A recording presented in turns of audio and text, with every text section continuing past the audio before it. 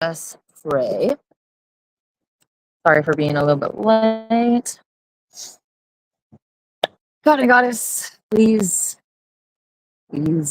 help me. Please help me get through this and deliver the message that you would like me to deliver.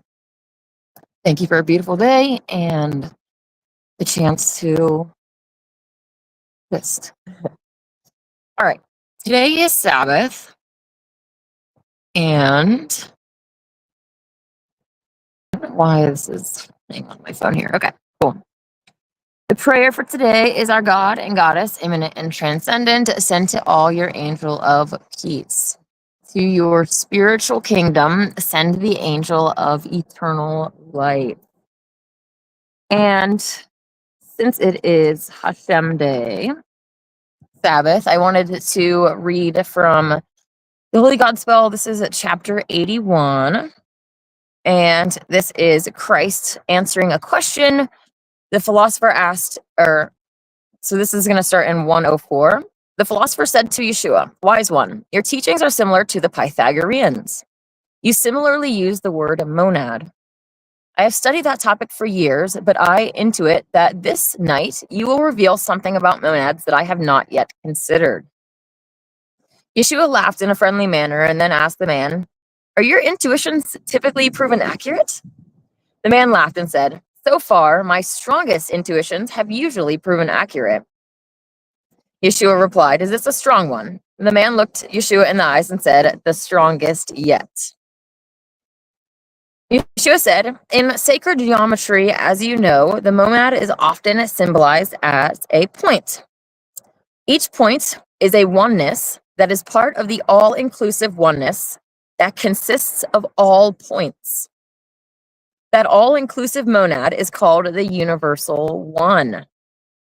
But few philosophers, even amongst the wise Pythagoreans, realize that each point, each monad, each soul is literally a point of view. We are all points of view, and we each have a particular perspective.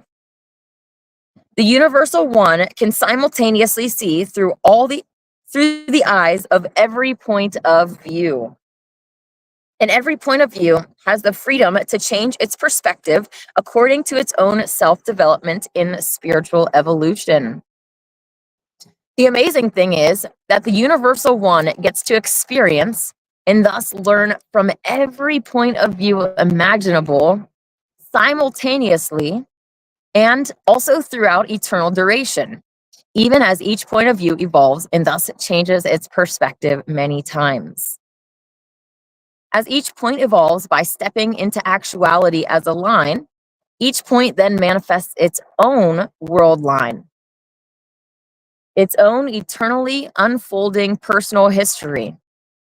And each line, even as it evolves throughout duration and changes its perspective, always is a point of view that is itself being viewed by the universal one." It's really just cool to think about, like, God, Goddess, whatever, being able to see everybody's point of view. Every set of eyes is an eye set that they can see through as well. And it's really cool. It's like we have the freedom to change our perspective and grow, right?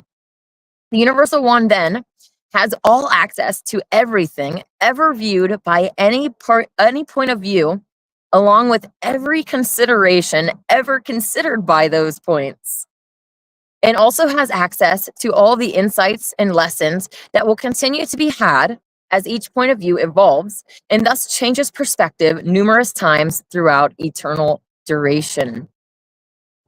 The universal monad has such an unfathomable body of knowledge and wisdom that it is not possible for any individual monad to accurately imagine just how much that actually totals. And even that unimaginable total is constantly increasing as each individual monad keeps learning, keeps evolving, keeps contributing everything it views to the ever-expanding universal intelligence. Even the universal monad continues to evolve as it continues to receive and process the lessons of every evolving individual point of view. The journey of a particular individual point, an individual monad, is that point's personal world line. Each individual world line in motion through the universe is actually a life spiral. One life spiral of countless life spirals on the spiral ladder of spiral evolution. While the universal monad receives the insights of every individual point of view and thus gains knowledge and wisdom from that relationship, so can each individual point gain knowledge and wisdom from its relationship with the universal monad. That incredible storehouse of knowledge and wisdom within the universal monad can be accessed by the individual monad to the degree that it is appropriate at any particular stage of spiritual evolution. That is the great universal intelligence, the divine mind that we each have sensed and sometimes intentionally have accessed. Even when we are not intentionally accessing it, we benefit from that relationship because it is within us and all around us, all the time, influencing us via intuition and, in truth, by every lesson that life presents to us, informing our own evolution by including us in the one universal evolution. That is just really beautiful.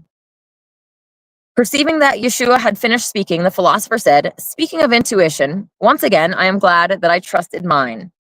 Indeed, you have given me new insights into insight. And my new insight on the nature of the individual monad is, I now see, being seen by the universal monad, that one that sees all, through all, from every perspective, even as those perspectives continue to evolve." Amazing. So it's just really, really cool. I love how there are so many different questions and answers in here as well. This is available at Essene.org, originally translated by Dave Greenleaf, the Holy Megillah. It is really life-changing. So I really just love how that ties it all together, that we're all part of this one that is all, but we're also individuals in that, and it's really beautiful that we get that, to have that opportunity. David D says, "Happy Sabbath to you." Sweet. I was actually gonna see if this has an expanded footnote. Whoa, what was that? Hello, little squirrel. On the monad with a little picture as well. So I think there is one.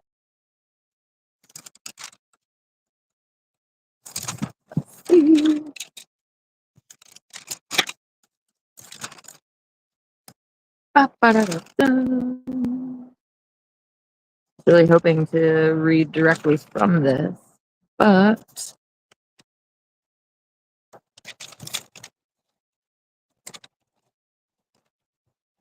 might actually be in the expanded footnotes in the green book. Or not. So one, that is all. The all-encompassing monad. Ooh. Well, it doesn't have it in here, so that's a bummer. David D says, each one of us is a monad experiencing a different perspective, but all linked to the universal. Yes, exactly. So today on Sabbath, I hope that you will take some time and get into some spiritual topics, take some time to reconnect with God and Goddess. I definitely am going to do that myself because I certainly need it. Yeah. So getting into the Megillah or other scriptures, spending time with family, spending time in prayer and meditation are all things that that the Nazarenes would do on the Sabbath, today being the Sabbath. So I hope that you will take some time today and focus on the spiritual stuff and how we are all part of the one that is all, and that what we get to bring to it. It's really cool that we have our own personal personality and individuality inside of that, and it's just something that we should all embrace. I hope that you have a wonderful day. May God and the goddess bless you.